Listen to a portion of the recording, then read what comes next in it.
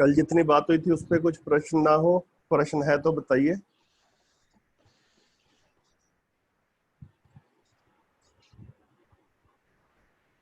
साथियों के प्रश्न है तो वो रख सकते हैं भैया। भाई देखिए, नहीं है तो शुरू करें आगे। जी भैया जी। सुमन दीदी आप शेयर कर पाएंगी या मैं करूं शेयर?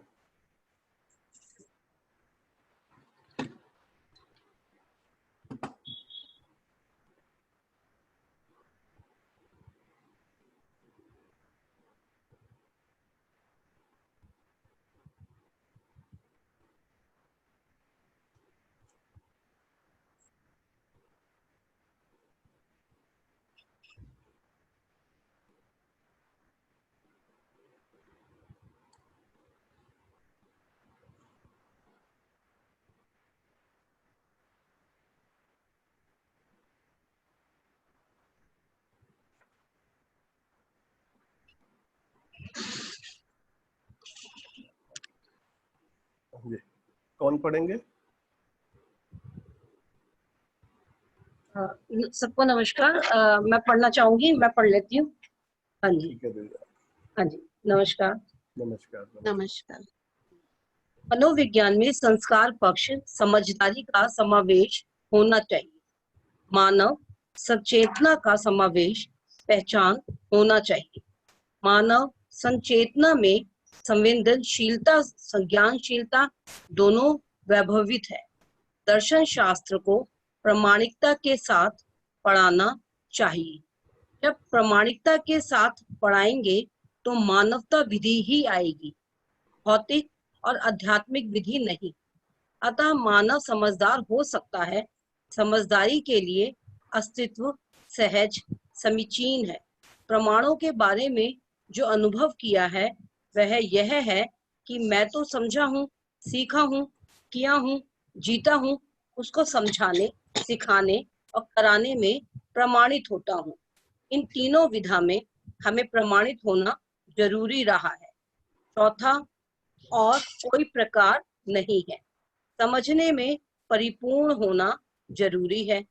सीखने करने में थोड़ा कमी चल सकती है। अभी तक हम सीखने करने कराने का काम बहुत अच्छे से कर लिए हैं, किंतु समझने के क्रम में शून्य है। सीखने सिखाने करने कराने को ही हम सर्वोपरि मूल्य बताते हैं। इससे ना कोई समाधान मिला, ना मानव को कोई राहत ही मिला। कहीं ना कहीं हम फंसते ही रहे। अतः अब मानव को अपने में विश्वास और संपूर्ण अस्तित्व सहज अध्ययन करने की आवश्यकता आ गई।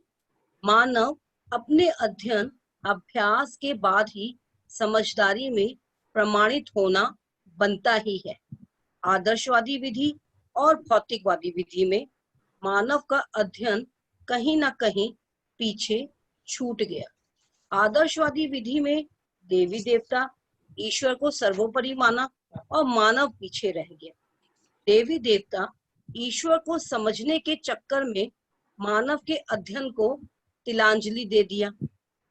भौतिकवादी विधि में भी मानव को छोड़ दिया। प्रयोग विधि से यंत्र को पकड़ लिया, अर्थात यंत्र प्रमाण हो गया। आदर्शवाद में ग्रंथ किताब वाग्मय प्रमाण हो गया और भौतिकवाद में यंत्र प्रमाण हो गया। इस तरह से आदमी का अवमूल्यन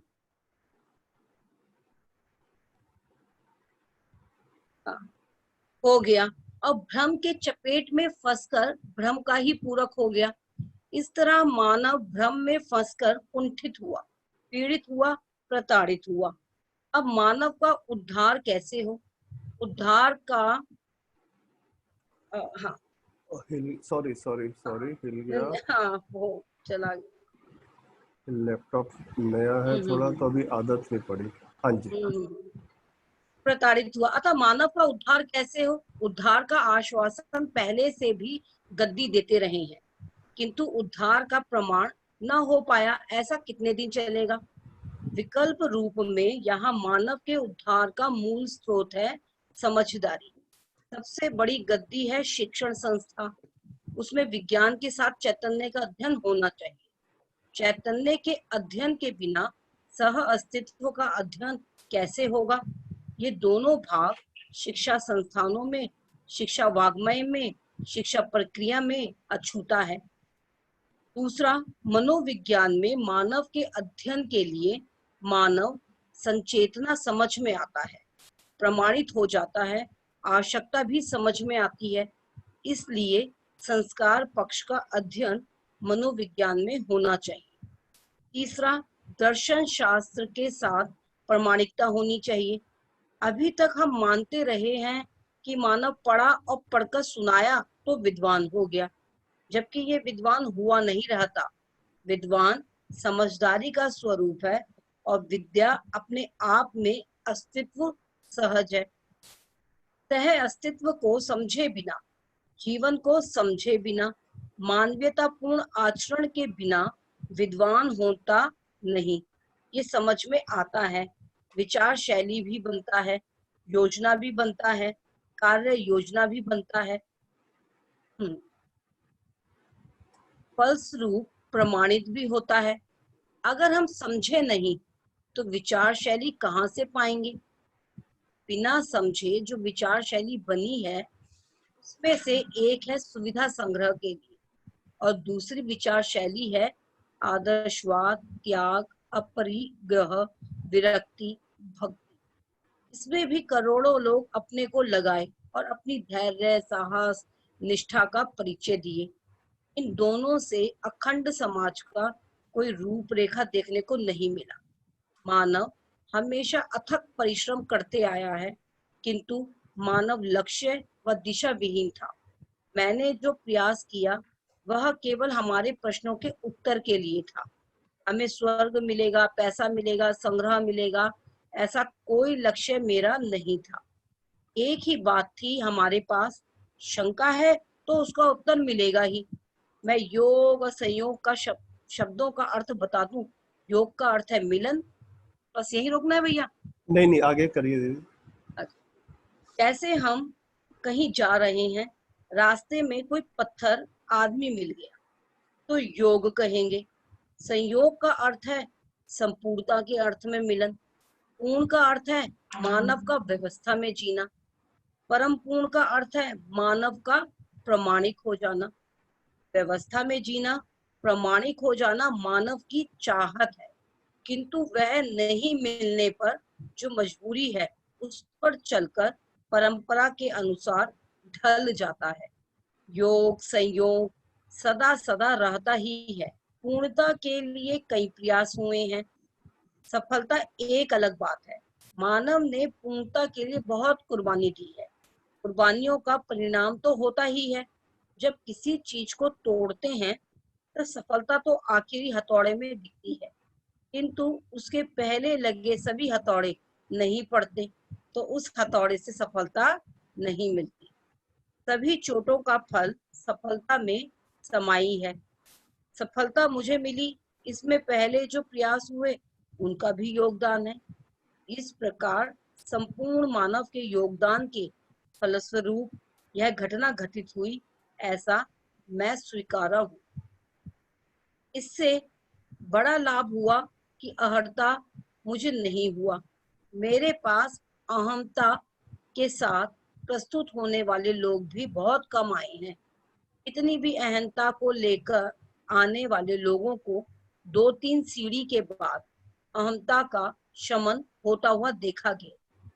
मेरे साथ तो सारे मिलन सज्जनता के साथ, सादगी के साथ स्वाभाविक रूप से हुआ, लेकिन यह जरूरी नहीं है कि मेरे से मिलने वाले हर सज्जन ने हमारी बात को स्वीकार कर लिया।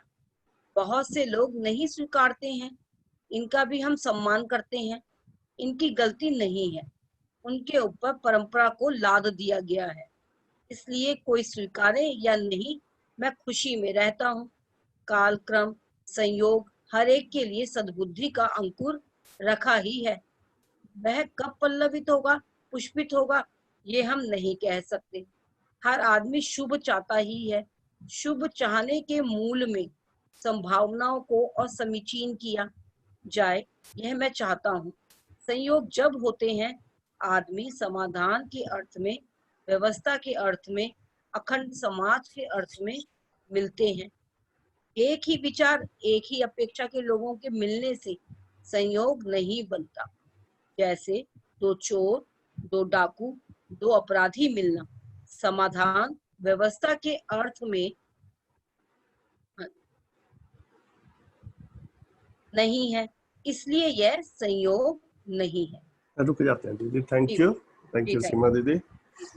भैया थैंक यू। बताइए जी। शरण भैया आप भी हैं क्या? थोड़ी देर पहले मैंने देखा था तो।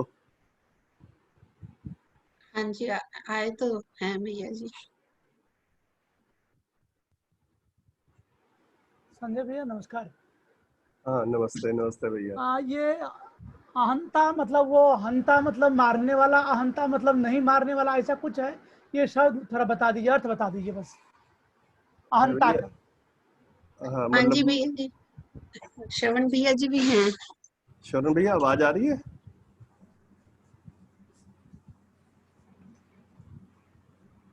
श्रवण भैया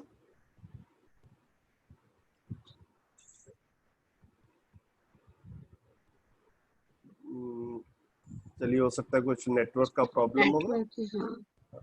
तो भैया ये जो ज्यादा हिंदी जानते हैं वो समझेंगे। मैं तो अहंता को जैसे कुछ कुछ अहंकार जैसे या वैसे कुछ देख रहा था। बाकी कुछ और साथी भी हमारे हैं, उनका भी कुछ इंटरप्रिटेशन होगा। बाकी लोग बताएं, हिंदी वाले। भैया अहंता का मतलब अहंकारी होता है, लेकिन Okay. इसमें ना जैसे यहाँ पहले पे अहर्ता भी लिखा हुआ है ना, तो पुरानी बुक में जो है यहाँ पर भी अहंता ही लिखा हुआ है। मुझे इसका भी बड़ा लगा। लाभ ये हुआ कि अहंता मुझे नहीं हुआ। हाँ मुझे भी ऐसा लग रहा है कि ये पहले हाँ। वाला अर्हता जो है ये थोड़ा स्पेलिंग अहंता। मिस्टेक, प्रिंटिंग मिस्टेक हो गया। यहाँ भी जी जी अहंता भैया। होना चाहिए। तो हाँ जी अहंता मतलब मैं इसको अहंकार के जैसे ही मेरे को सेंस आ रहा है इसका। जी भैया।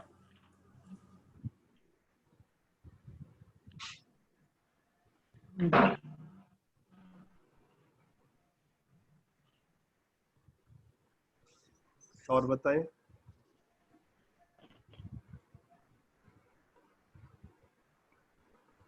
प्रश्न नहीं होंगे तो एक दो चीजें हैं जिनकी तरफ मैं जब पढ़ रहा था तो मेरा ध्यान गया। मैं उनकी तरफ जो है ऐसा लग रहा है कि काफी साथी नए भी हैं। तो थोड़ा ना बाबा जी की जो शब्दावली है और जो शैली है ना, उससे भी थोड़ा सा परिचय हो जाए, खासतौर पे नए साथियों का। तो ये ना हिंदी भाषा में बहुत सारे शब्द आते हैं जो ना संग से शुरू होते हैं। जैसे यहाँ पर ये आया संयोग, है ना। एक और ऐसा शब्द है संवाद, और एक ऐसा शब्द है संबंध। तो जिनके पहले जो है वो संग आ रहा है। तो आदरणीय नागराज जी ने मतलब अपनी पूरी शैली में ऐसा किया कि जहां जहां पर भी शब्द जो है उस, जैसे यहाँ पर योग से पहले संग आ गया, तो संग को आदरणीय नागराज जी संपूर्णता से रिलेट कर देते हैं। संयोग का अर्थ है संपूर्णता के अर्थ में मिलन या योग, है ना। संपूर्णता के अर्थ में योग, क्योंकि पिछली लाइन में ऊपर लिखा है या योग का अर्थ है मिलन, तो संयोग हो गया संपूर्णता के अर्थ में योग या संपूर्णता के अर्थ में मिलन। तो संपूर्णता क्या हो गया? पूरा एग्जिस्टेंस जो है उसके उसके रेफरेंस में जो है ना मैं किसी चीज को देख पाऊं। तो इस तरीके से जब हम देखते हैं तो पूरा एग्जिस्टेंस को देखता हूं, उसके रेफरेंस में किसी चीज को समझता हूं, तो मैं पूर्ण होता हूं। तो संपूर्णता को समझकर मैं पूर्ण होता हूं। हम सबको पूर्ण ही होना है। हम में से कोई भी अपूर्णता के साथ में, अधूरेपन के साथ में जीना नहीं चाहता है। तो ये बाबा जी ने शब्दों के साथ में ऐसे देखते हुए बड़े अच्छे से, मुझे ये लगता है, ठीक लगता है। जैसे संवाद शब्द आता है, तो संवाद भी आदरणीय नागराज जी ने क्या बोला? संपूर्णता के अर्थ में वाद, कि बातचीत की जाए तो बातचीत का भी आशय जो है, पर्पस जो है वो भी क्लियर हो कि संपूर्णता के लिए, समझते समझाने के लिए। हम अपने बच्चों से बात कर रहे हैं, अपने भाई बहन से बात कर रहे हैं, अपने मित्रों से बात कर रहे हैं। बातचीत करते करते भी हम समझ की बात करें, मैं भी अपनी अपूर्णताओं से मुक्ति पा पाऊं, जिससे बात हो रही है वो भी अपनी अपूर्णताओं से मुक्ति पा पाए, हम सब संपूर्णता को समझ पाए। तो संवाद हुआ संपूर्णता के अर्थ में वाद। है ना। इसी तरह से संबंध भी बाबा जी ने इसी तरह से बोला, संबंध को क्या कह रहे हैं, संपूर्णता के अर्थ में अनुबंध। वी हैव वॉलंटरली एग्रीड कि हम साथ साथ एक दूसरे के रहेंगे, इसको संबंध कह रहे हैं। और पर्पस क्या है इसका, संपूर्णता के अर्थ में अनुबंध। तो साथ साथ रहते हुए हम संपूर्णता पा पाए, मेरा बच्चा भी अपूर्णता से मुक्त हो जाए, मैं भी अपूर्णता से मुक्त हो जाऊं, बाकी सब भी अपूर्णता से मुक्त हो जाए, तो हम सब पूर्ण हो जाए, संपूर्ण को समझकर पूर्ण हो जाए। ये एक बार बार शैली आएगी ऐसी, तो मुझे लगा कि इसके बारे में हम 2 मिनट बात कर लेते हैं। ये मेरे को एक पॉइंट लगा था यहाँ पर बात करने का। और बताइए, आप में से किसी का और कुछ बातचीत करनी हो? शरण भैया, अगर आप जुड़ गए हो तो कुछ ऐड करना हो तो बताएं।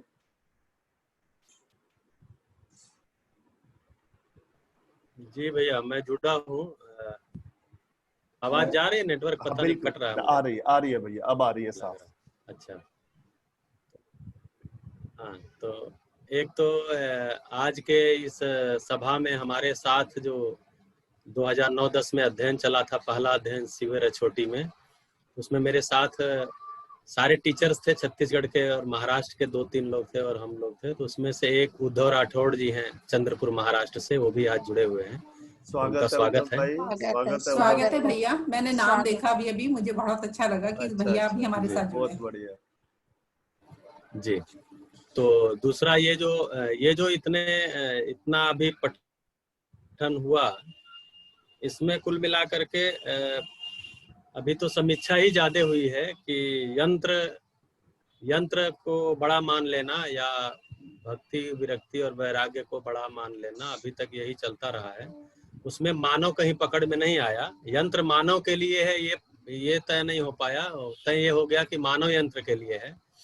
ऐसे ही सारी भक्ति विरक्ति करके जो ज्ञान प्राप्त करना है, उस ज्ञान प्राप्ति के बाद करना क्या है, तो मानव को मानवीयतापूर्ण आचरण के साथ आना है और एक व्यवस्था जो मानवीय परंपरा है उसके तरफ ले जाना है।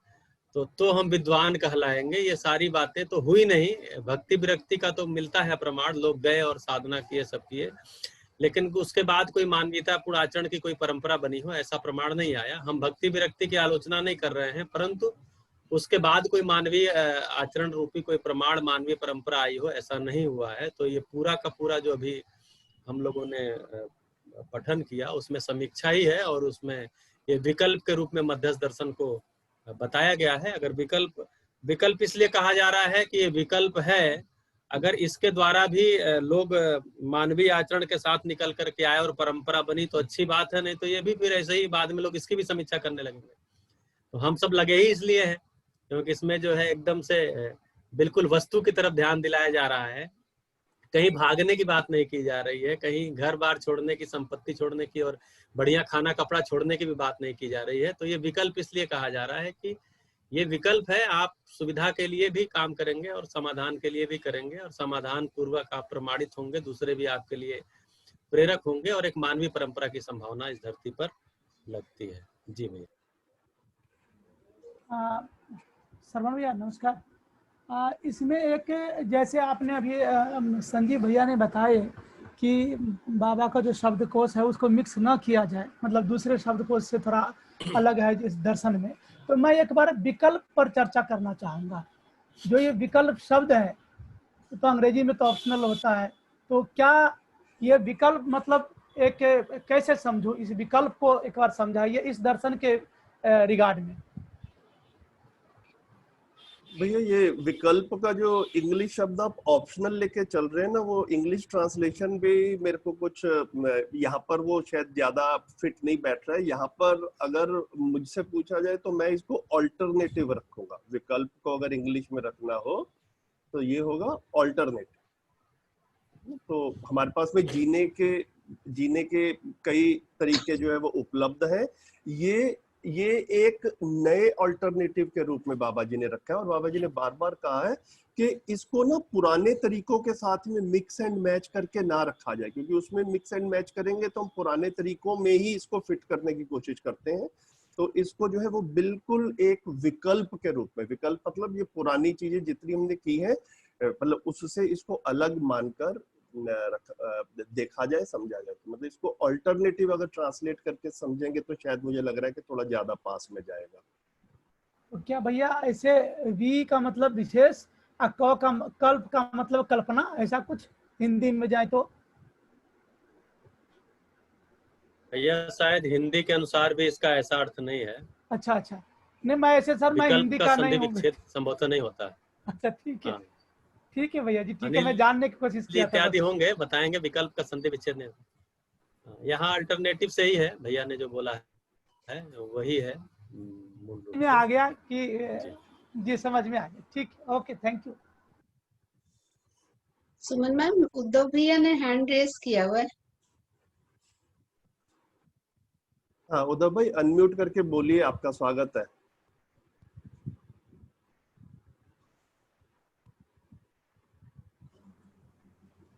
उद्धव भैया आप हैंड रेस किया हुआ है आपने, आप बोल सकते हैं, माइक अनम्यूट करिए।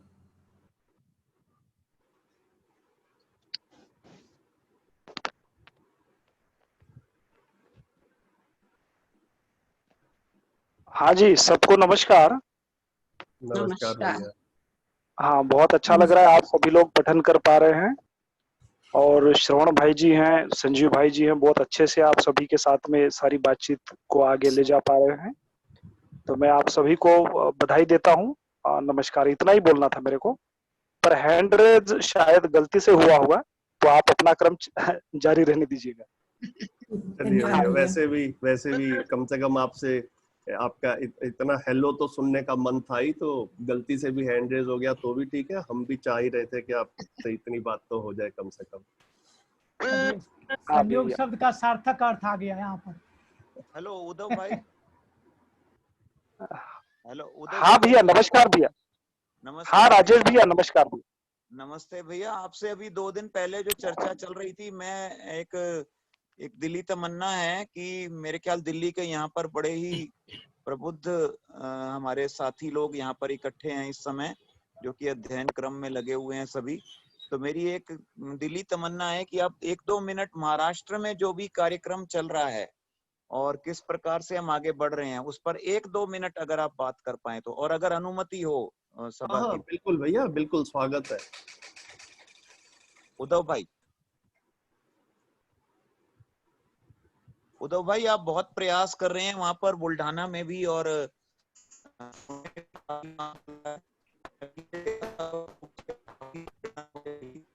तो अगर कुछ 1-2 मिनट, ज्यादा समय, जितना भी थोड़ा सा समय अगर आप दे पाए तो।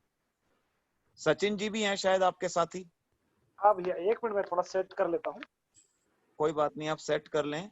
पर मेरे को लगता है हम सब साथियों के लिए बड़ी प्रेरणा के पल होंगे, क्योंकि आप लोग वहाँ स्कूल सिस्टम में हैं और टीचर्स के साथ काम कर रहे हैं और बहुत बढ़िया तरीके से सोशल नेटवर्क, जबकि मेरे को पता है वहां पर सिस्टम की तरफ से बहुत ज्यादा सहयोग नहीं है उतना।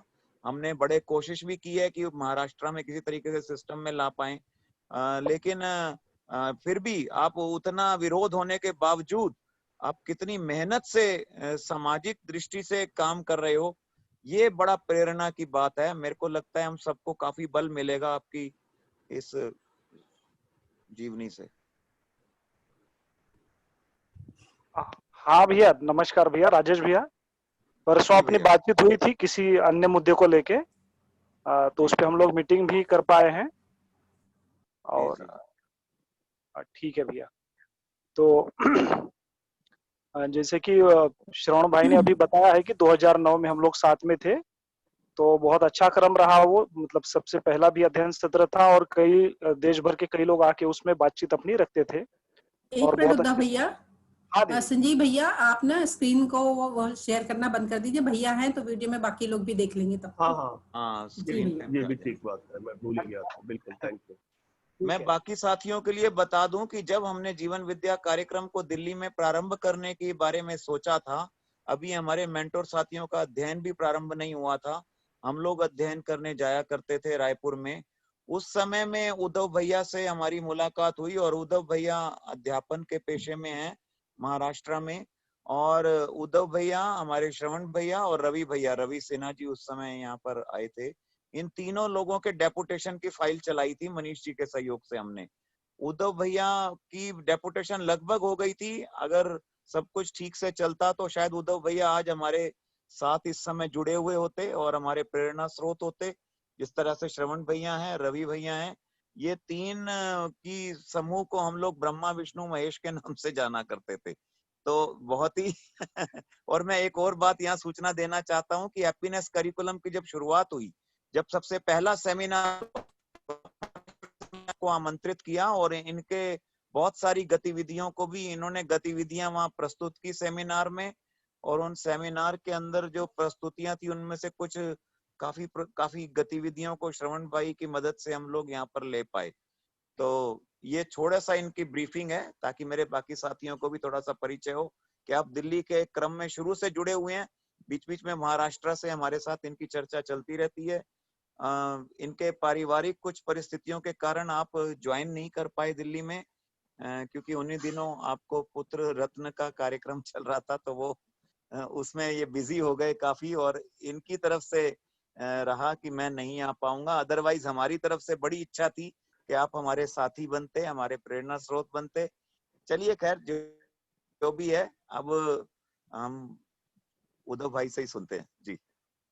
हाँ भैया, राजेश भैया बहुत धन्यवाद। जैसे कि राजेश भैया जी और हमारा 7-8 साल पुराना ही सारा बातचीत परिचय ये सब शुरू ही हुआ है और बहुत अच्छे से हम लोग मतलब आपस में चर्चाएं पूरी चलती थी। शुरुआती दौर में किस रूप में इसको शुरू किया जाए दिल्ली में, इस पर भी कुछ हमारी चर्चाएं होती रहती थी। तो आदरणीय मनीष भाई जी, सोम भाई जी, फिर राजेश भाई जी, इन सब ने मतलब जो बात रखी थी कि एक बार आके वहां पर मतलब आप भी डेपुटेशन पे आके अपना पूरा यहाँ पे समय दे सकते हैं, जो भी मतलब नौकरी के साथ में यहाँ पे अपन काम कर सकते हैं। तो ये बहुत अच्छा प्रस्ताव था। हम लोग तो बहुत उत्साहित थे और उसी समय माता पिता ये मतलब पूरा एक थोड़ा बड़ा परिवार है मेरा, तो उस कारण मैं वहां पे नहीं जुड़ पाया। पर अभी लगता है कि यदि जुड़ जाता तो ये बहुत अच्छा अवसर रहता मेरे लिए। और अभी आगे जब कभी भी संभावना होगी तो उस समय में मैं मेरी तरफ से पूरी तरह से तैयार रहूंगा कि मैं वहां पर पूर्णकालिक रूप से आप सभी के साथ में वहां पे काम कर पाऊंगा, क्योंकि ये बहुत ही बड़ा अभियान है, बहुत ही सुंदर अभियान है और इसमें परिवार, समाज, मित्रगण और फिर साथ में शिक्षा का जो कार्यक्रम है बहुत ही मजबूती से आगे बढ़ता है। और यहाँ इस सारे कार्यक्रम को कहीं पर भी कोई विरोध कहीं आता नहीं है। कुछ छोटी बड़ी घटनाएं तो चलती रहती हैं। फिर भैया जी ने एक बात रखी थी कि थोड़ा सामाजिक स्वरूप में जो भी प्रयास रहे हैं तो उसको थोड़ा सा अपन शेयर कर सकते हैं 1-2-3 मिनट में। बाकी जब आके बात और रखने का अवसर मिलेगा तब अपन फिर उसको डिटेल में कर सकते हैं। तो 2005 में मेरा जुड़ना हुआ, तब शायद महाराष्ट्र में हम 2-3 लोग ही थे जो सामाजिक स्वरूप में इसमें जुड़े थे। फिर 2009 तक मैंने पूरे के पूरे जो परिचय शिविर हैं वो गर्मियों के छुट्टी में और फिर अपनी छुट्टियां लेके जो भी है, तो उस समय में छुट्टी में ही सारे के सारे शिविर चलते थे। तो लगभग 3-4 प्रबोधक लोगों के कई शिविर करने का अवसर मिला। फिर 2009 में सोम भाई जी और जो छत्तीसगढ़ का शिक्षा विभाग है उनके मदद से वहां पर एक पूर्ण कालिक 6 महीने का अध्ययन सत्र करने का एक बहुत अच्छा अवसर मिला। तो उसमें जो 13 की 13 किताबें हैं, सारी किताबें पढ़कर एक बहुत अच्छा स्पष्ट चित्र बना मन में कि जिसको हम विकल्प बोल रहे हैं, तो विकल्प इस रूप में समाज के लिए और परिवार के लिए और मेरे स्वयं के लिए ये बहुत ही उपयोगी चीज हो सकती है। फिर उसके बाद में 2011-12 में एक महाराष्ट्र में भी कार्यक्रम शुरू हुए, कई शिविर चले, देश भर से भी कई लोग प्रबोधक के रूप में आके यहाँ पर शिविर लिए। फिर वहां पर एक जब तक मतलब अपन किसी के सामने प्रस्तुत होते हैं, तो प्रस्तुत होने के उपरांत जो है हम लोग जो चीजें सुने हैं तो वो चीज सुनने का और प्रस्तुत होने का इसका जब मिलान करते हैं तो उस समय में ही हमारा अध्ययन का जो काम होता है वो एक गति पकड़ता है। पठन और स्मरण जो है दोनों चीजों को अपन उसमें मिला के स्मरण भी है और हम स्वयं में थोड़ा सा उसको देख भी पाते हैं, स्वयं में निरीक्षण भी कर पाते हैं। तो एक बहुत अच्छा अवसर रहा कि परिचय शिविर लेने का त्वरित मतलब तुरंत हमको एक अवसर उपलब्ध रहा। फिर उसके बाद में जैसे कि राजेश भैया जी ने बताया कि वहां पर कार्यक्रम बंद भी हुए, तो 1-1.5 साल बाद में शासकीय तौर पर जब कार्यक्रम बंद हुए तो लोगों ने जो परिचय शिविर सुन रखे थे तो उन्हीं के आग्रह पे फिर हमने 2-3 परिचय शिविर किए लोगों के साथ में। फिर जब पूरी तरह से सरकारी तंत्र में ये बंद कर दिया गया तो फिर उसमें लोगों के तरफ से ही आया कि हम लोग इसको पारिवारिक स्वरूप में लेते हैं। तो एक बहुत सुंदर एक क्रम निकल के आया कि हम लोग आपस में एक 3-3 दिन का 2 महीने में 1 महीने में आपस में बैठते थे और बहुत अच्छी तरह से ये सारा का सारा जो बातचीत है आगे का, क्योंकि परिचय शिविर के बाद में 2-3 परिचय शिविर हैं, तो उसके बाद में कई प्रश्न आ जाते हैं और चलते ही रहते हैं प्रश्न। और फिर लगातार ये जो 20-25 लोगों का समूह था, पारिवारिक समूह, तो इस समूह के साथ में बहुत अच्छे से दर्शन की सारी चीजों को प्रश्न उत्तर के साथ में जो प्रस्तुत किए, और दूसरी एक परस्परता और पारिवारिकता के रूप में जब हम लोग आपस में प्रस्तुत हुए तो बहुत अच्छा अवसर रहा, और उसी से एक मजबूती बनी कि हम लोग 20-25 लोग एक परिवार के रूप में आगे बढ़ते रहे। फिर 2015 आते-आते एक मतलब एक भाई जी ने अपनी खेती ऑफर की, तो उसी में सब लोग मिलके खेती कर पा रहे हैं, और वहां पर हर सैटरडे संडे को एकत्रित हो जाते हैं, और फिर गर्मियों की छुट्टियों में भी एकत्रित होते हैं। और उसके बाद में यहाँ से लगभग 30-35 लोगों ने 6 महीने का अध्ययन सत्र जो है वो मतलब सरकार की मदद से 2015, 16, 17 ये 2-3 साल में पूरा कर लिया है। तो उसका एक बहुत अच्छा वातावरण, एक प्रभाव सभी के साथ में, सभी के परिवारों के ऊपर रहा, और फिर एक अच्छा समूह के रूप में आगे बढ़ पा रहे हैं। और फिर अभी जो लॉकडाउन है तो उसमें एक अच्छा अवसर उपलब्ध रहा कि हम लोग सवेरे 5 बजे से 6 बजे तक और शाम को भी 5 बजे से 6 बजे तक किताबों का पठन कर लेते हैं। उसमें अभी 4 से 5 किताबें पूरी हुई है। तो उसमें भौतिकवाद है, जनवाद है, फिर समाजशास्त्र है, अर्थशास्त्र है और विकल्प एक है। तो इस रूप में 5 किताबों का पठन लगभग पूरा हो गया है, और बहुत अच्छा लगा कि भाई 2009 में जब हम लोग इसको पढ़े थे तो उस समय मेरी आयु भी कम थी। पारिवारिक जिम्मेदारियां या फिर एक मैच्योरिटी है, या फिर एक जो समझ का स्तर है, या फिर स्मरण रखने का काम है, या फिर विश्लेषण करने की क्षमता है, तो उस समय मतलब स्वाभाविक रूप से कम थी। तो अभी जो बीच के समय में परिवार की जिम्मेदारियां, सरकार के साथ में काम, फिर सहनशीलता, तो इन सारी चीजों में उत्तरोत्तर आयु के साथ में हमारे अंदर बढ़ोतरी होती है।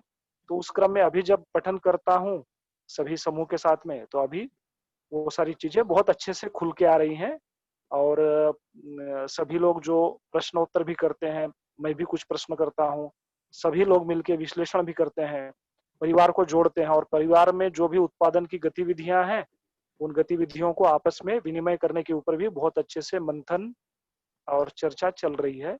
और एक जो शिक्षा वाला क्रम है, तो समूह की सारी बहनों ने शिक्षा वाले क्रम को बहुत अच्छे से इसको पिकअप किया है, और लगातार अभिभावक विद्यालय के संपर्क में, फिर शीला दीदी हैं उनके संपर्क में, अनीता दीदी हैं और सुवर्णा दीदी हैं, फिर पूना से कुछ बहनें हैं, इन सभी के साथ में आपस में चर्चा करके एक अपना स्कूली गतिविधियां जो परिवार में हो सकती हैं और समूह में भी हो सकती हैं, उस पे ऊपर एक क्रम चल रहा है। तो बहुत ही अच्छा लग रहा है कि एक अच्छे ढंग से अपन लोग इस पे आगे बढ़ पा रहे हैं, और पठन जितने मजबूती से करते जाएंगे, जितनी अच्छी से चर्चाएं होंगी, जितने अच्छे से परिवार में हम आपस में परस्पर प्रस्तुत होते जाएंगे, तो उसी रूप में ये सारा कार्यक्रम आगे बढ़ता जाएगा।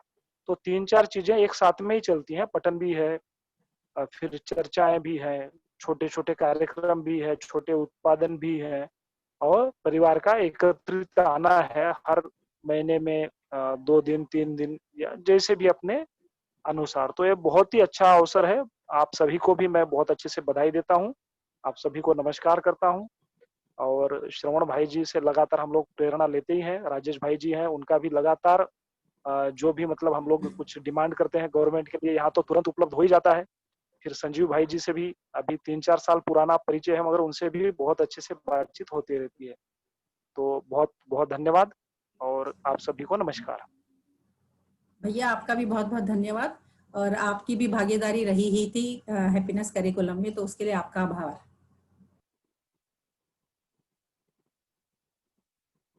संजीव भैया आगे बढ़े।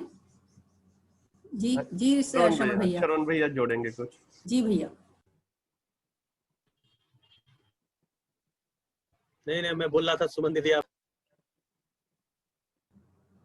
बस भैया मैं तो यही बोल रही थी, आप बात रख रहे थे तो उसको पूरा कर लेते हैं।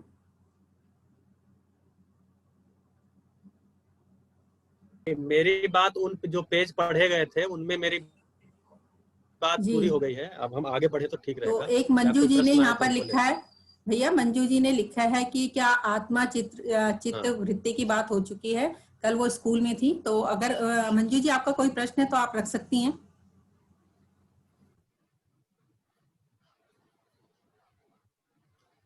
हाँ, जितनी बात, एक तो इसके संबंध में मैं कहूंगा कि जितनी बात जीवन क्रिया में हुई थी उससे कम ही यहाँ हुई है। तो अगर जीवन क्रिया वाला सेशन आपने अटेंड किया होगा तो वो जी, कल काफी की आपके लिए पर्याप्त है। रिकॉर्डिंग मिल सकती है सुमन मैम? कल की रिकॉर्डिंग मिल जाएगी तो मैं आई विल। हाँ जी, वो तो है, वो चैनल में है, वो आप देख सकती हैं। जी जी, थैंक यू मैम। ये मुझे ऐसा लगता है, मैं अपनी स्पष्टता के लिए भी पूछ रहा हूँ सुमन दीदी, और बाकी सबकी स्पष्टता के लिए भी। मैं काफी बार ग्रुप में भी देखता हूँ और यहाँ भी देखता हूँ कि आज की रिकॉर्डिंग मिल जाए, आज की रिकॉर्डिंग मिल जाए, ऐसा प्रश्न आता है। तो सुमन दीदी ने एक लोकेशन बनाई हुई है, वहां पर रोज की रिकॉर्डिंग डल जाती है। सुमन दीदी, ये ठीक है मेरा एजम्पशन? नहीं भैया, मैंने अभी डाली नहीं है, डेली की नहीं डाली, पर मैं आज से डेली की डाल देती हूँ, पुरानी भी डाल देती हूँ और डेली की भी डाल देती हूँ। ये अच्छा। जब से पठन हुआ है इसके लिंक डाल देती हूँ, ये ठीक रहेगा फिर। एक प्रस्ताव है यहाँ पर हाँ जी। सुमन दीदी। एक्चुअली क्या होता है, जब भी आप लाइव रिकॉर्डिंग करते हैं यूट्यूब पर, तो वो सत्र समाप्त होने के बाद जब तक वो प्रोसेस नहीं करता यूट्यूब, तब तक वो नॉर्मली दूसरों को विजिबल नहीं होता। तो प्रस्ताव ये है कि जो भी लिंक क्रिएट होता है, वो यदि आप उसी समय शेयर कर दें जिस लिंक पर वो जा रहा है, तो लोग बीच में भी देख पाएंगे। जैसे कि हमारा सत्र यदि 10 बजे खत्म होता है, 10:30, 11, 12 इस दौरान भी देख पाएंगे, उन्हें रात तक का इंतजार नहीं करना पड़ेगा। ठीक है, ओके, बढ़िया, ठीक है। तो यहाँ सही बात है अविनाश भाई, जब ये लाइव हो ही रहा है तो ऑलरेडी यूट्यूब पे जा ही रहा है। मतलब सुमन दीदी को अलग से अपलोड करने की जरूरत तो नहीं पड़ती होगी ना दीदी?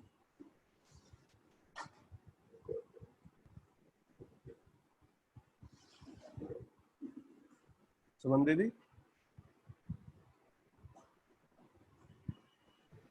जी, पुराना वाला अलग से नहीं करती, अलग से डाउनलोड करने की, अपलोड करने की जरूरत नहीं पड़ती भैया। ठीक है, बढ़िया, थैंक यू। तो आगे बढ़े, मैं शेयर करता हूँ, बढ़ सकते हैं। यहाँ पर ना एक दो चीजें आई हैं और भी, जो मुझे लग रहा है कि हम क्योंकि मतलब इम्पोर्टेंट है, एक बार हाईलाइट कर लेते हैं थोड़ा सा। यहाँ पर ना शिक्षा में क्या क्या और होना चाहिए, उस तरफ बाबा जी ध्यान दिला रहे हैं, 3 चीजों की तरफ। एक ये जो विकल्प के रूप में मानव का उद्धार, एक बाबा जी ये बता रहे हैं कि शिक्षा में विज्ञान के साथ चैतन्य का भी अध्ययन होना आवश्यक है। ये हम सबके लिए सोचने का मुद्दा है। अभी शिक्षा में जो हमारी 15 साल 20 साल हर एक बच्चा जाता है स्कूल कॉलेज, उसमें विज्ञान का तो बड़े गहरे से अध्ययन रहता है, जिस भी तरीके से परंपरागत विज्ञान और गणित और ये बाकी सब्जेक्ट्स हम पढ़ा रहे हैं, लेकिन चैतन्य पक्ष का जो है ना वो अध्ययन नहीं हो रहा। तो जिसको हम कहते हैं कि समझ की कमी है, आचरण में कमी है, समाज में समस्याएं हैं, प्रकृति धरती ये सब जो है वो समस्याग्रस्त है, तो इन सब में चैतन्य पक्ष का अध्ययन नहीं हुआ, ये एक मेजर रीजन है। तो यहाँ पर बाबा जी ध्यान दिला रहे हैं, हम सबके लिए सोचने का मुद्दा है। हम देख सकते हैं क्लासरूम में, घर में, कि चैतन्य पक्ष का अध्ययन जो है वो हम कितना कर पाते हैं, या ध्यान जो है इसका कितना दिला पाते हैं अपने आसपास, ये एक पॉइंट था। दूसरा बाबा जी ने बोला कि मनोविज्ञान के साथ साथ मानव संचेतना है ना, मानव संचेतना यहाँ पर बोल रहे हैं, अगले 1-2 पेजेस में जब हम पढ़ेंगे तो वहां पर इसको मानव संचेतना की जगह संस्कार भी बोल रहे हैं बाबा जी। तो मनोविज्ञान के साथ साथ संस्कार का भी अध्ययन जो है वो भी जो है वो आवश्यक है। तो अभी मनोविज्ञान जो है वो क्या रहता है, जैसे हम मार्केटिंग वगैरह जितना देखते हैं, एडवर्टाइजमेंट देखते हैं, ये सारा भी मनोविज्ञान पर आधारित है। कुछ लोग बैठकर देखते हैं कि ऐसा प्रोडक्ट आएगा तो पब्लिक का रिस्पांस कैसा आएगा, ऐसी मूवी बनेगी, ऐसा गाना बनेगा तो पब्लिक का रिस्पांस कैसा आएगा, एक प्रोडक्ट बनाएंगे तो इसके क्या क्या फीचर्स होंगे तो पब्लिक का रिस्पांस कैसा होगा। अभी तक ना आदमी रिस्पॉन्ड कैसे करेगा भ्रमित अवस्था में, इसका अध्ययन ज्यादा हुआ है। तो बाबा जी कह रहे हैं कि ये मनोविज्ञान का काफी पार्ट जो है वो भ्रमित अवस्था में मानव कैसा बिहेव कर रहा है, उसका कैसा आचरण है, इसके ऊपर काफी गहराई से अध्ययन हुआ है। लेकिन मनोविज्ञान के साथ साथ संस्कार पक्ष का भी, मानव संचेतना पक्ष का भी अध्ययन होना जो है वो आवश्यक है। तो पहला था विज्ञान के साथ चैतन्य पक्ष, दूसरा है मनोविज्ञान के साथ में संस्कार पक्ष, ये यहाँ पर लिखा भी है, इसलिए संस्कार पक्ष का अध्ययन भी मनोविज्ञान में होना चाहिए। और तीसरा जो है वो दर्शन शास्त्र के साथ में प्रामाणिकता का अध्ययन होना आवश्यक है ना। तो दर्शन शास्त्र काफी बार लगता है कि थ्योरी है, मतलब जिसको हम फिलॉसफी कहते हैं, तो बैठ के उसको सिर्फ बातचीत कर रहे हैं। तो फिलॉसफी का रियल लाइफ के साथ में क्या रिलेशनशिप है, तो इसको दूसरे शब्दों में बाद में आ रहा है कि दर्शन शास्त्र के साथ साथ क्रिया पक्ष का अध्ययन जो है, दर्शन शास्त्र और क्रिया पक्ष का रिलेशनशिप आपस में वो आवश्यक है। तो ये एजुकेशन में 3 पॉइंट्स जो है यहाँ पर बाबा जी ने हाईलाइट किए हैं। ये जो है ये एजुकेशन में हो तो एजुकेशन कंप्लीटनेस की तरफ बढ़ती है। ये मुझे लगा एक इसकी तरफ हम हल्का सा ध्यान दे दें, क्योंकि ये बात आई है तो आगे भी आएगी, तो कहीं मतलब उस टाइम पे हमारे को फिर मुश्किल ना हो देखने के लिए। इतना ही मुझे कहना था, और कुछ ना हो तो आगे भी पढ़ सकते हैं।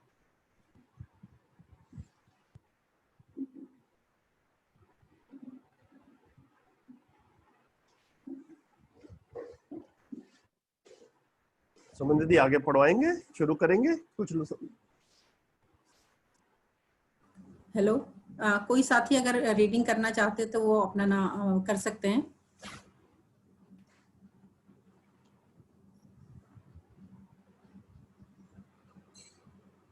जी दीदी मैं पढ़ूं? जी पढ़िए पूनम जी। हाँ यहीं से पढ़ना है ना जो हाईलाइट होता है? हाँ जी हाँ जी दीदी। न्यायपूर्वक हमसे जीना बना तो हमारी प्रामाणिकता की स्थली बनी। हमारा परिवारजनों की आंखों में हम ठीक चल रहे हैं, यह आ जाता है। परिवार में न्यायपूर्वक चलने के बाद जितने हमारे मित्र परिवार हैं उनके बीच सटीकता से हमारी पहचान देख पाता हूँ। उसके बाद न्यायपूर्वक जीना हमारे अधिकार में हो गया। जो आगंतुक आते हैं उन पर भी हमारी पहचान स्पष्ट करने में समर्थ हो पाता हूँ। हर मानव अपनी सार्थकता और सफलता को अपनी चाहत में बनाए ही रखता है। हमारी समझदारी है हमारी नेक चाहत का स्रोत। इस स्रोत को हम कभी भी भुलावा नहीं दे सकते। शुभ हर व्यक्ति को स्वीकार है, हर व्यक्ति की चाहत है और शुभ घटित होने के लिए इंतजार हम सब कर ही रहे हैं। इंतजार करते समय संबंध का मुद्दा आता है। संबंधों की पहचान उसमें निहित प्रयोजन यानी मूल्य की पहचान ही है। यही अध्ययन है। प्रयोजन पहचानने के बाद मानव स्वाभाविक रूप से निष्ठान्वित होता है और फिर पारंगत होता है। पारंगत होने के बाद फलित होता ही है। यही विधि है सफलता की, जो काफी सरल है। अभ्युदय सभी संबंधों के साथ जुड़ा ही रहता है। संबंधों का प्रयोजन अभ्युदय है, अर्थात सर्वतोन्मुखी समाधान और सुख के अर्थ में है। समाधान के अर्थ में ही हम प्रेम करते हैं, समाधान के अर्थ में ही हम कृतज्ञ होते हैं, मैत्री करते हैं, विश्वास करते हैं, मानव व्यवहार में प्रशस्त रहते हैं और सुख का अनुभव करते हैं। मूल्यों का स्वरूप बनता है ममता, वात्सल्य, विश्वास, स्नेह, कृतज्ञता, गौरवता, प्रेम, श्रद्धा, सम्मान। हमारे अभ्युदय के लिए जहां से भी सहायता मिली हो, जिससे भी मिली हो, इसकी स्वीकृति का नाम है कृतज्ञता। कृतज्ञता के साथ अन्य मूल्य अपने आप सार्थक होने लगता है। कृतज्ञता के पश्चात स्नेह, प्रेम, विश्वास सार्थक होता है। ऐसा कोई आदमी नहीं मिलता जिससे कहीं न कहीं किसी न किसी रूप में सहायता न मिली हो। सबकी सहायता के साथ आदमी बड़ा होता है, समर्थ बनता है और प्रमाणित हो जाता है। इस क्रम में जितने भी संबंध हैं, 7 संबंध उनमें मूल्य ही मूल्यांकित होने पर संबंधों की निरंतरता होती है। संबंधों में मूल्य मूल्यांकित न होने पर संबंधों की निरंतरता होती नहीं है। सामान्य क्रम में भी जिनको हम अपना संबंधी मानते हैं उनके साथ अच्छे ढंग से प्रस्तुत होते ही हैं। परंपरागत ढंग से हम संबंधों को बल, धन, बुद्धि, आयु के आधार पर पहचानते हैं, जबकि संबंध पहले अभ्युदय के अर्थ में है, दूसरे पोषण के अर्थ में है, तीसरे संरक्षण के अर्थ में है, चौथे उपयोगिता पूरकता के अर्थ में, पांचवें सदुपयोगिता के अर्थ में, छठवें प्रयोजन के अर्थ में। संबंधों के लिए सर्वोपरि वरीयता प्रामाणिकता के अर्थ में है। प्रमाण के आधार पर हर कोई संतुष्ट होता है। मूल्य जीवन सहज रूप में उद्गमित होते हैं। जैसे हम और आप जब मिलते हैं तो स्वाभाविक रूप से मूल्य बहने से हमारे आपके बीच विश्वास मूल्य शुरू हो जाता है। इस विधि से हम संबंधों में मूल्यों को पहचानने, मूल्यांकन करने और उभय तृप्ति पाने में सक्षम हो जाते हैं। इससे बड़ा लाभ क्या हो गया? अभी तक भय और प्रयोजन के आधार पर संबंधों को पहचानते रहे, उसके स्थान पर मूल्य और मूल्यांकन समाधान समृद्धि की स्थिति में आ जाते हैं। भय और प्रलोभन कोई मूल्य ही नहीं है, तो मूल्यांकित क्या होगा? भय के साथ प्रलोभन, प्रलोभन के साथ भय थोड़ी देर के लिए चुप होने वाली बात है, रोग तो वही का वही रहता है। न्यायालयों में भी न्याय की बात पूरी हुई नहीं, क्योंकि भय और प्रलोभन न्याय का आधार हो ही नहीं सकता। शताब्दियों से भय और प्रलोभन के आधार पर ही एक दूसरे को राजी करते रहे हैं, पर अभी तक कोई व्यवस्था दे ही नहीं पाए। हम इस बात पर सहमत हो पाते हैं कि भय और प्रलोभन कोई मूल्य नहीं है और न ही संबंधों में मूल्यांकित हो पाते हैं। मानव अभी तक मूल्यों के पास गया ही नहीं। मूल्यों के पास गया होता तो मूल्य अभिव्यक्त होता, मूल्य प्रमाणित होता, मूल्यांकित होता और स्वाभाविक रूप में न्याय होता। न्यायालयों में फैसला होता है, न्याय नहीं। इन फैसलों में से एक पक्ष भयवश, एक पक्ष प्रलोभनवश सहमत होता है। उभय तृप्ति इसमें कभी हुआ नहीं, हो ही नहीं सकता। न्याय को पाने में हम सर्वथा असमर्थ रहे हैं। उसके बावजूद भी विकास का दावा करते हैं। विकास का क्या अर्थ होता है आप ही सोच लीजिए। भय और प्रलोभन से हर मानव छूटना चाहता है, यह नियति सहज है। इससे मानव का भी कल्याण है, नैसर्गिकता का भी कल्याण है। इस तरह प्रयोजन के आधार पर संबंध है। प्रयोजन समाधान, समृद्धि, अभय, सह अस्तित्व है। इसके लिए प्रक्रिया है व्यवस्था में जीना। व्यवस्था में जीने का मतलब है कि पांचों आयामों में भागीदारी करना। 5 आयाम हैं: शिक्षा संस्कार, न्याय सुरक्षा, स्वास्थ्य संयम, उत्पादन कार्य, विनिमय कोश। इस विधि से हम परिवार में व्यवस्था में जीने से, पांचों आयामों में भागीदारी करने से समग्र व्यवस्था में भागीदार होते हैं। इस तरह से मानव के लिए निरंतर उमंग, खुशहाली, अटूट साहस बन जाता है। न्याय के बाद आता है धर्म। धर्म का मतलब अनुभव, प्रमाण, बोध जो बुद्धि में होता है, अर्थात समाधान। समाधान का मतलब ही मानव धर्म है। व्यवस्था में जीना ही मानव धर्म है, वही अभ्युदय है। अव्यवस्था में मानव जीता है तो समस्या से ग्रसित हो जाता है। व्यवस्था में जब जीता है, समाधानित रहता है। आदमी समस्याग्रस्त रहना चाहता नहीं है, अतः आदमी समाधानित रहना चाहता है। समाधान बराबर सुख, मानव सुख धर्मी है। समस्या बराबर दुख, समस्या को आदमी चाहता नहीं। भय और प्रलोभन के आधार पर समाधान होता नहीं और सारा संसार तुला हुआ है कि भय और प्रलोभन के आधार पर समाधान हो जाए। भय और प्रलोभन के आधार पर व्यवस्था को समीकरण करने के लिए हम आज भी शिक्षण प्रशिक्षण करते हैं, जबकि इससे व्यवस्था हो नहीं सकती। कहीं एक जगह पर भय और प्रलोभन के आधार पर कुछ बनता है तो उसी क्षण से उसके टूटने का कार्यक्रम शुरू हो जाता है। अतः मूल्य और मूल्यांकन के आधार पर ही व्यवस्था होगी। परिवार व्यवस्था, प्रौद्योगिकी, प्रशासन, राज्य व्यवस्था, सभी स्तर पर व्यवस्था इसी विधि से होगी।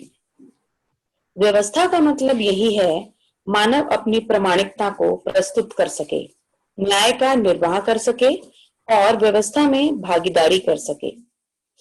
परिवार में दीदी रुक जाते हैं दीदी। जी भाई, थैंक यू। तो आज हमने 77 पेज के ऊपर तक का जो पार्ट था उसको कर लिया है। तो ये पीछे के 2 पेजेस पढ़े हैं, इस पे किसी का ध्यान गया हो, कुछ बात करनी हो तो बताएं।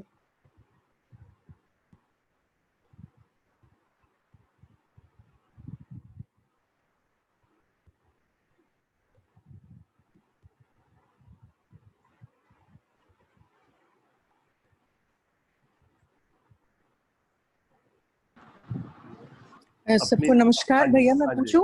हाँ बोलिए दीदी। भैया पेज 76 पे ऊपर से चौथी लाइन है, परंपरागत ढंग से हम संबंधों को बल, धन, बुद्धि, आयु के आधार पर पहचानते हैं, जबकि संबंध पहले अभ्युदय के अर्थ में है, दूसरे पोषण के अर्थ में है, तीसरे संरक्षण के अर्थ में है, चौथे उपयोगिता पूरकता के अर्थ में, पांचवें सदुपयोगिता के अर्थ में, छठवें प्रयोजन के अर्थ में। हाँ जी। सो भैया ये थोड़ा ये चेन, ये क्रम जो है एक बार थोड़ा समझा दें। और ऊपर 7 संबंध लिखा है, यहाँ 6 की व्याख्या हुई है, तो मुझे थोड़ा वो भी क्लियर कर दे भैया। धन्यवाद। शरण भैया आप रखेंगे? जी भैया, तो वो जो 7 संबंध ऊपर लिखा गया है दीदी, वो जो संबंध है 7 उसके बारे में लिखा गया है।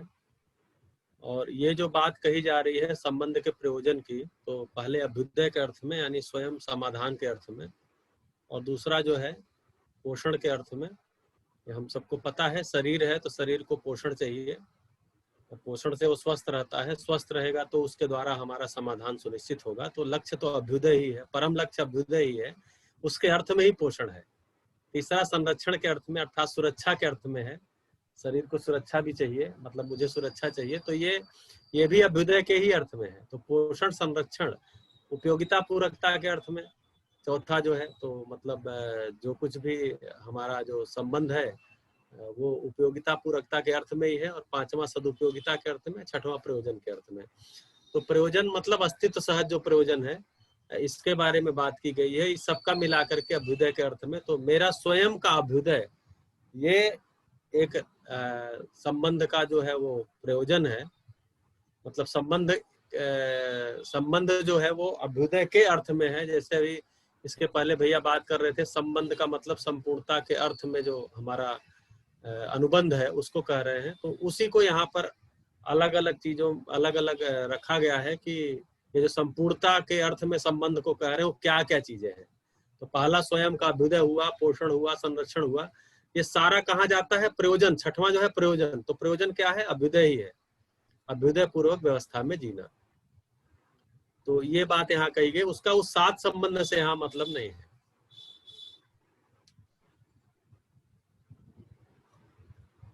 एक होता उपयोग, दूसरा होता सदुपयोग, तीसरा होता प्रयोजन। हाँ जी, यहाँ पर आया उपयोगिता, सदुपयोगिता और प्रयोजन।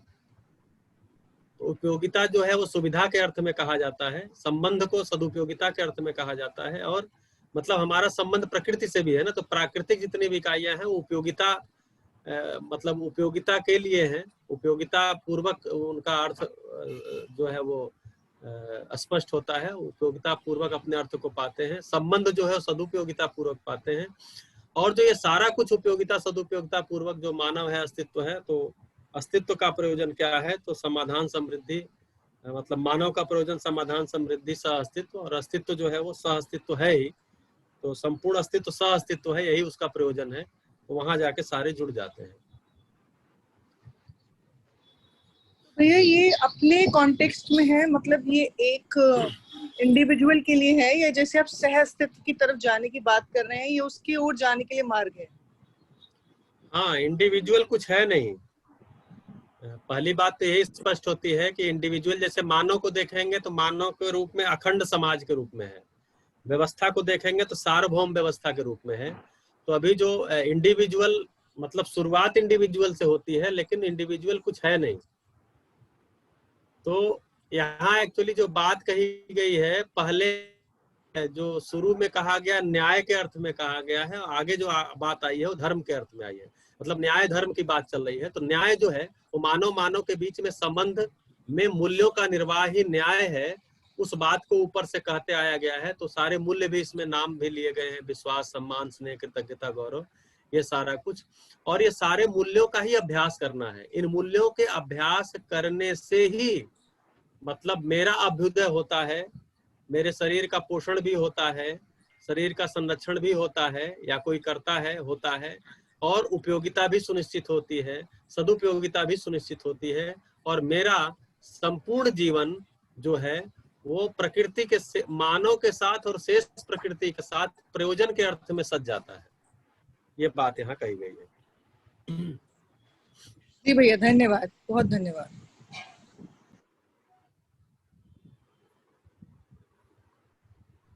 जी संजीव भैया कुछ इसमें ऐड करेंगे तो? नहीं, बस अच्छा ध्यान दिलाया मोनिका दीदी ने। तो जो पहली वाली लाइन है दीदी, ये तो समीक्षा वाली लाइन है कि परंपरागत ढंग से, मतलब अभी तक हम जैसे जीते आए हैं, इसमें हम लोगों ने बल, धन, बुद्धि, आयु, शरीर के आधार पर संबंधों को पहचानते हैं। ये सफल नहीं हो पाया है ना, मतलब हमारे मतलब परंपरा में कहा गया कि बच्चे आज्ञाकारी होने चाहिए, कहीं पे ऐसा भी बोला गया कि पत्नी आज्ञाकारी होनी चाहिए। अभी वो जो आज्ञा देने वाले हैं और आज्ञा लेने वाले हैं, वो उनके बीच में, वो आज्ञा देने वाले में जब समझदारी नहीं रहती तो आज्ञा लेने वाला जो है वो उस आज्ञा को मानता नहीं है। इस तरह के मनमुटाव और कॉन्फ्लिक्ट जो है हम लोगों ने अपने आसपास और हिस्ट्री में खूब देखे हैं। तो ये तो समीक्षा वाली लाइन हो गई कि ये शरीर के आधार पर, धन के आधार पर जब हम संबंधों को पहचानने गए तो वो तो असफल हुआ है। तो इसके बाद जो है ये प्रस्ताव रूप में, जबकि संबंध है क्या, एग्जिस्टेंस में संबंध कैसे है, तो ये अभ्युदय के अर्थ में, अभ्युदय मतलब सर्वतोमुखी समाधान, सभी समाधानित हो जाए, मैं भी समाधानित हो जाऊं, जिनके साथ जी रहा हूं वो भी समाधानित हो जाए, यही सबकी चाहत भी है, यही सब चाहते भी हैं, बेशक स्पष्ट रूप से भाषा में नहीं आता। वो कैसे होगा, ये फिर 6 पॉइंट्स उसमें बताए गए। समाधान, पोषण, संरक्षण, उपयोगिता, सदुपयोगिता, प्रयोजन। ये जो है ये बार बार दर्शन में आगे भी आएंगे। आप अभी इनके बारे में सोचिए, जैसे जैसे और बातें होंगी और स्पष्टता बनेगी। जी भैया, मुझे पता नहीं एक बात और समझ आ रही है आपके इस तरह बताने से, कि ये जो 6 उन्होंने यहाँ चीजें बताई हैं, सारे मूल्य मुझे लगता है इन्हीं में तो निहित हैं। जिन मूल्यों को हम ऊपर देखते आ रहे हैं वो शायद इन्हीं में सब में समा रहे हैं, या इनसे ही आ रहे हैं। हाँ बिल्कुल बिल्कुल। तो मूल्यों का निर्वाह होते होते ही ये सारे काम भी होंगे, है ना। ये पोषण, संरक्षण, अभ्युदय, उपयोगिता, सदुपयोगिता, प्रयोजन, ये सब जब हम ठीक से निभाएंगे तो मूल्यों का निर्वाह ही होगा। तो ये साथ साथ चलने वाली चीजें, मूल्यों का निर्वाह करेंगे तो ये वाली चीजें होंगी, ये वाली चीजें करेंगे तो मूल्यों का निर्वाह होगा। जी जी, बढ़िया भैया, धन्यवाद। सुमन दीदी, काफी साथी बता रहे थे कि 10 बजे जाना है, तो क्या बताइए, खत्म करें अभी आज का सेशन यहाँ पर? जी भैया, कर सकते हैं खत्म, क्योंकि कई साथियों को जाना है। ठीक है, बढ़िया हो गया, अच्छा रहा आज। उद्धव भाई और सचिन भाई ये लोग भी आए भैया, अच्छा रहा आपके ज्वाइन करने से। और जब भी अवसर मिले, ये तो सेशन होते ही रहते हैं रोज ही वीकडेज पे, तो आपका स्वागत रहेगा हमेशा, अगर आप सुन पा रहे हैं तो। और बढ़िया, फिर अभी सोमवार को मिलेंगे इस सेशन को आगे चलाते हुए। Thank you. सभी भाई बहनों का बहुत आभार। हाँ जी, सभी का धन्यवाद। फिर मिलेंगे हम लोग, तो कल मिलने वाले हैं हम, भैया लोगों का थोड़ा रेस्ट रहेगा। हाँ, नहीं ठीक हम लोग तो मिलेंगे। नमस्ते जी, नमस्ते भैया, सभी को नमस्कार। नमस्कार सभी को, धन्यवाद सभी का। जी, आभार।